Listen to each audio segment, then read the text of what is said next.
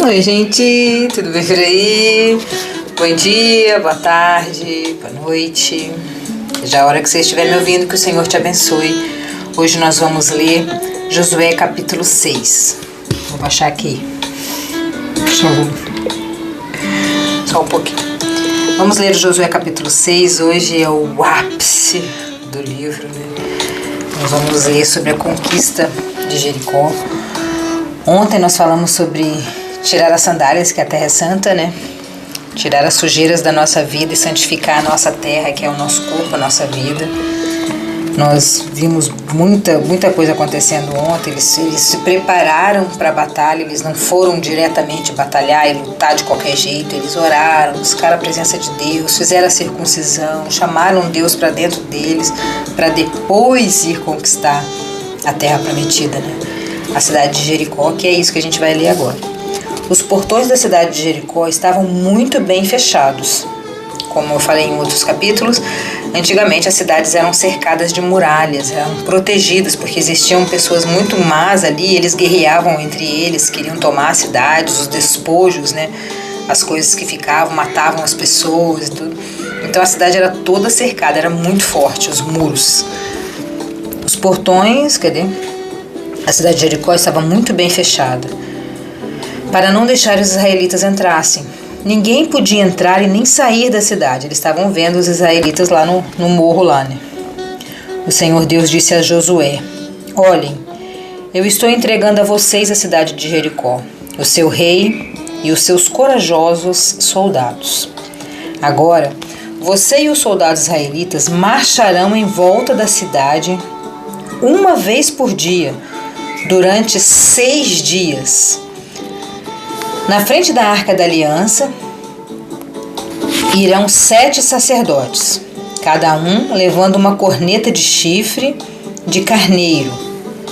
No 7º dia, você e os seus soldados marcharão 7 vezes em volta da cidade, e os sacerdotes tocarão as cornetas. Quando eles derem um toque longo, todo o povo gritará bem alto, bem alto. E então a muralha da cidade cairá. Que situação, meu Deus. Aí cada um avançará diretamente para a cidade. Vamos parar um pouquinho aqui. Dar uma respirada e entender o que está acontecendo aqui. Olha o que Deus está falando para eles. Todos os dias, durante 6 dias, você vai pegar esse exército, que era mais ou menos 40 mil homens, e vai dar uma volta ao redor da cidade, marchando. 6 dias. No 7º dia, as 7 pessoas que estão lá na frente com as cornetas de chifre ali vão tocar aquelas cornetas, vão rodar 7 voltas tocando aquelas cornetas, e no momento que parar aquele tom mais comprido, né? Todo o povo de Israel, todos, aí sim todos, vão gritar bem alto, bem alto. E nesse momento que eles gritarem, as muralhas vão cair. Parece uma coisa de gente doida, né? Por que um grito vai cair nas muralhas? Por que isso aqui? Porque Deus está provando para o povo de Israel que não era o exército de Israel que ia vencer a batalha, mas era Deus que ia vencer. Era o Senhor que estava lutando por eles. Por isso um jeito totalmente bizarro, derrubar os muros com grito. Se eu começar a gritar nessa parede aqui, não vai adiantar nada, não vai cair. É para provar que era Deus mesmo que estava na frente do exército, que era o Senhor que ia fazer o milagre acontecer, e não o exército. E assim aconteceu, vamos ver. Do versículo 6. Josué chamou os sacerdotes e disse: carreguem a Arca da Aliança, e na frente fiquem 7 sacerdotes levando as cornetas. E disse ao povo: comecem a marchar em volta da cidade, e os soldados marchem na frente da Arca da Aliança do Senhor. Então, seguindo as ordens de Josué, os 7 sacerdotes ficaram na frente da arca e começaram a tocar as cornetas. Os soldados iam na frente dos sacerdotes que tocavam as cornetas, e um grupo de guardas seguia a arca. Durante esse tempo, as cornetas tocavam, mas Josué tinha dado ordem ao povo para não gritar, nem fazer barulho até que ele mandasse. Então, Olha que situação difícil aqui, mais uma prova para o povo de Israel. Eles tinham que obedecer, tinham que acreditar nessa maluquice, nessa bizarrice de que um grito ia derrubar as muralhas. E o pior de tudo, eles tinham que ficar em silêncio. Eles não podiam falar nenhuma palavra, nada, zero. Eles iam marchar ali em silêncio absoluto, extremo. Extremo silêncio. Imagina as crianças, né? Como lidar com um bebê, criança. Mas enfim, a ordem de Deus foi essa, silêncio. Aí Josué ordenou que os sacerdotes dessem uma volta ao redor da cidade, carregando a Arca da Aliança. Eles pegaram a arca, que significava a presença de Deus, e deram uma volta ao redor das muralhas ali. Depois voltaram ao acampamento e passaram a noite lá. No dia seguinte, Josué se levantou de madrugada, os sacerdotes carregaram a arca. Os 7 sacerdotes que levavam as 7 cornetas iam na frente, tocando sem parar. Os sacerdotes iam na frente deles e um grupo de guarda seguia a arca. Tudo da mesma forma como Deus tinha mandado, tudo muito organizado, com muita disciplina, realmente um exército, né? E o número 7 se repete inúmeras vezes. 7 quer dizer perfeição, 7 quer dizer algo finalizado. Pelo menos é o que eu estudei aqui, né, sobre isso. Algo que finaliza. 7 dias o Senhor fez, né? As 7 cores do arco-íris, as 7... Tem várias coisas sobre 7. Aqui ele repete, os 7 sacerdotes levavam as 7 cornetas, os soldados iam na frente, levando não sei o que, deram 7 voltas. E tal. As cornetas não paravam de tocar. No segundo dia, marcharam de novo uma vez em volta da cidade. Uma vezinha só, eles davam uma volta por dia tocando as cornetas. E voltaram ao acampamento. E fizeram isso durante 6 dias. Então vamos pensar aqui. Nossa, como que Josué conseguiu organizar isso? Mais ou menos 40 mil homens e esse monte de ordem, de regra, iam na frente tocando as cornetas. Deram uma volta e sumia. Dava uma volta e sumia. Provavelmente demorava essa volta o dia inteiro, que era uma cidade, né? Era grande. E eles voltavam para casa. 6 dias fizeram isso. No 7º dia, levantaram-se de madrugada e marcharam em volta da cidade 7 vezes no mesmo dia. Aí o negócio ficou mais difícil. Quando você está perto de receber a vitória, a coisa dificulta. Foi o que aconteceu aqui. Todos os dias, eles davam uma voltinha só. Com certeza já era difícil, mas no último dia, nas vésperas de receber a vitória, eles deram 7 voltas. Então, se você está passando por uma luta muito ferrenha, se tá difícil demais, se o seu problema você está prestes a desistir, saiba que nos últimos momentos sempre está mais difícil, 7 vezes mais difícil. 7 voltas ao redor da cidade. Na 7ª volta, quando os sacerdotes acabaram de tocar as cornetas, Josué disse ao povo: gritem agora! O Senhor Deus está entregando Jericó a vocês. Ele gritou, não sei como que ele fazia esse povo todo ouvir, né? Acho que ecoava assim. A cidade deve ser destruída, junto com tudo que é nela, como ofertas para Deus.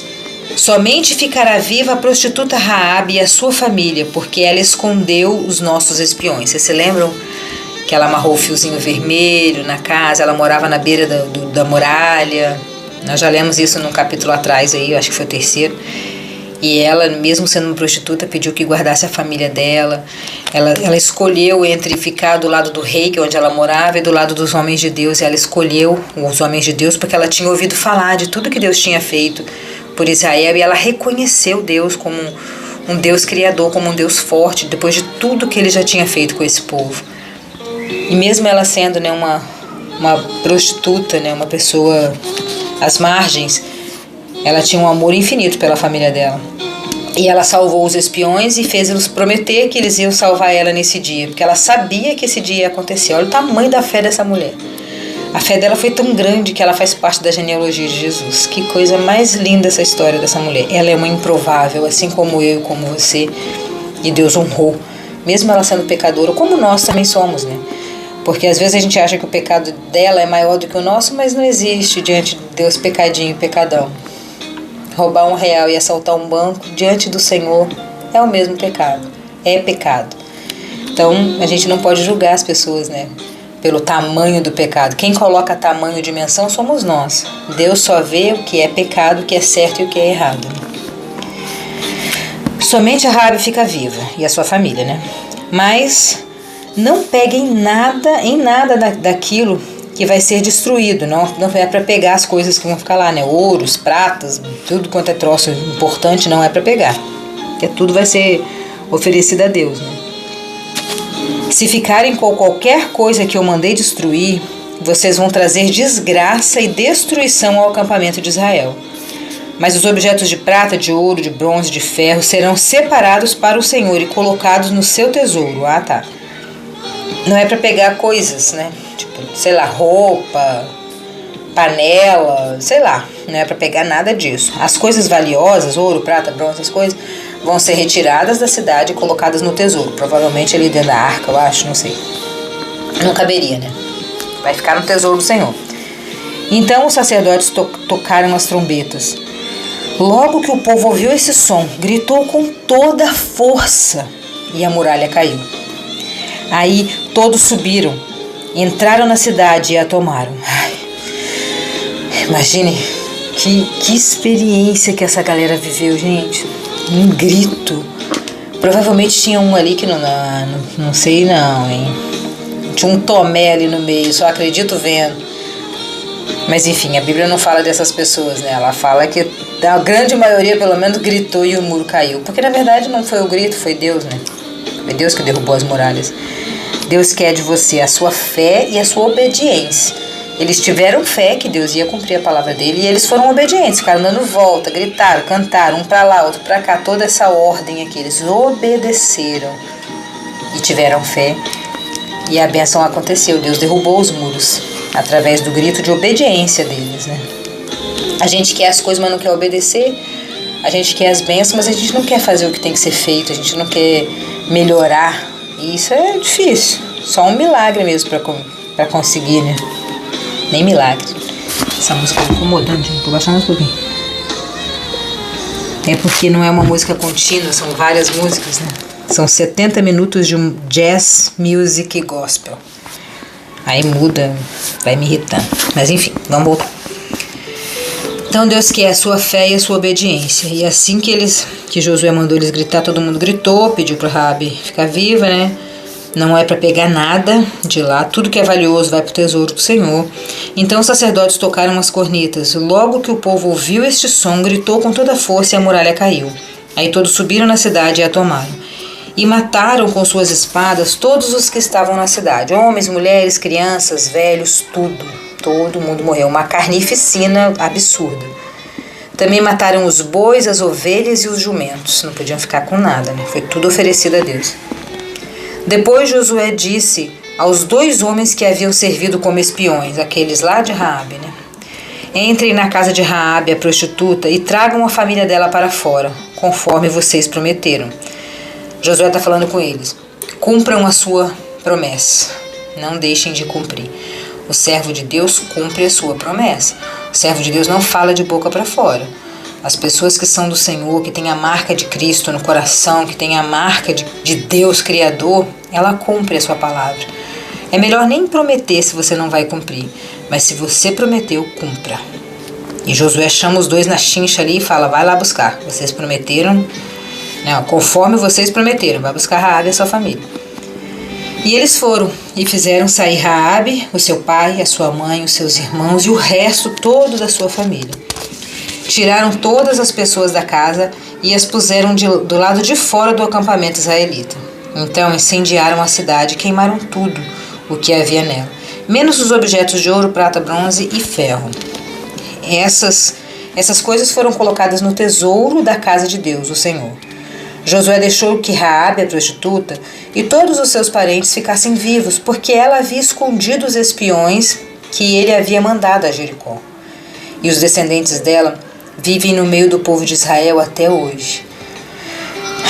E foi da descendência dela que veio Jesus. Ela está na genealogia de Jesus. Que história linda, que coisa mais linda. Deus está mostrando pra gente que Ele não faz distinção de pessoas. Ele não faz. Ele salva a prostituta e salva o santarrão. Ele salva todos que aceitarem, que tiverem fé e obedecerem os seus princípios. Isso é o mandamento dele. Tenha fé e obedeça. Eles tiveram fé, obedeceram toda essa maluquice de ficar rodando ali. Imagina o medo dessas pessoas lá dentro. Todo dia, em determinada hora, com aquela multidão de pessoas tocando corneta e andando ao redor, marchando. Tom, tom, tom. Já estavam cagados de medo ali. Até o dia que eles gritaram. Quando eles gritaram, o povo deve ter se apavorado, sabia que ia morrer, né? E foi o próprio Deus que derrubou os muros. Um grito não derruba muro. Nessa ocasião, Josué amaldiçoou a cidade em nome de Deus, dizendo: quem tentar construir de novo essa cidade de Jericó será amaldiçoado pelo Senhor. Quem puser os alicerces perderá o filho mais velho. Quem colocar os portões perderá o filho mais moço. Assim, o Senhor Deus esteve com Josué, e a fama de Josué se espalhou por todo o país. Então Josué ficou famoso porque ele era uma pessoa obediente e tinha muita fé. Ele sempre teve, né? Desde pequeno, desde que andava com Moisés, ele já demonstrava ser assim. Que você também, hoje, nesse dia, tenha muita fé, obedeça, faça as coisas certas, seja uma pessoa melhor para o mundo, que o mundo está cheio de gente que não presta. Vamos ser a parte boa desse mundo. Vamos ser o sal que salga aquela comida que fica gostosa. Uma comida sem sal insossa, né? Então, por isso que a Bíblia diz que nós somos o sal, nós somos o tempero, nós somos o que dá sabor para esse mundo. E para isso a gente não pode salgar muito e nem de menos, né? Então, que hoje você seja uma pitadinha de sal na vida de alguém e traga uma alegria para a vida dessa pessoa. É isso que Deus espera de você. Um beijão no seu coração e até amanhã no capítulo 7.